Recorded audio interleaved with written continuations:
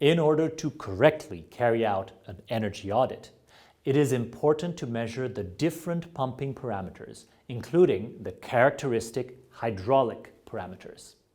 However, before carrying out a measuring campaign at different pumping sites, information about assets and operations must be collected beforehand.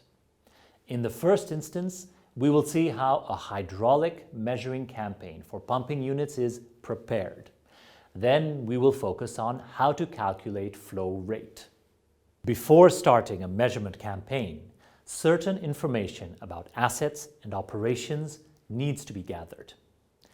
Initially, the brand and model of both pump and motor are required, as well as key information such as the nominal flow rate, the total dynamic head, the rated power, power factor, and the type of coupling.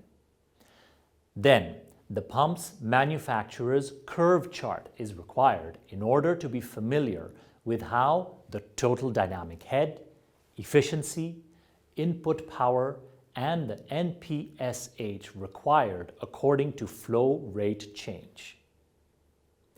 In the case of a tube well pump, it is necessary to know the depth of the installation. Lastly, it is useful to be familiar with the site's operating mode, i.e., the number of pumps used in parallel, the flow rate ranges, whether pumping is continuous or intermittent. Once the work has been carried out, the data must be verified at the site in order to be validated or updated if necessary. The measurements may be carried out using mobile devices brought by the technician in charge of the audit.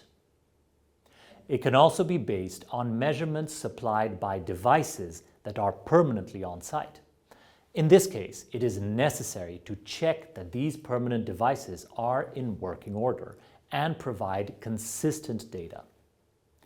One of the two parameters to be taken into consideration during a measurement campaign is flow rate. Here, this is the flow rate discharged at the pump's outlet.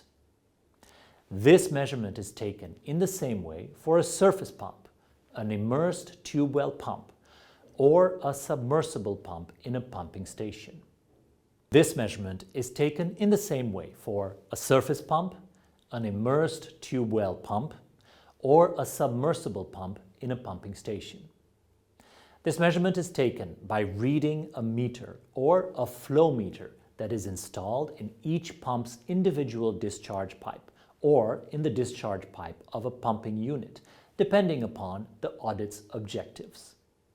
The measurement must be carried out by meeting the minimum conditions required by the device in order to give a reliable and accurate measurement. What you need to remember.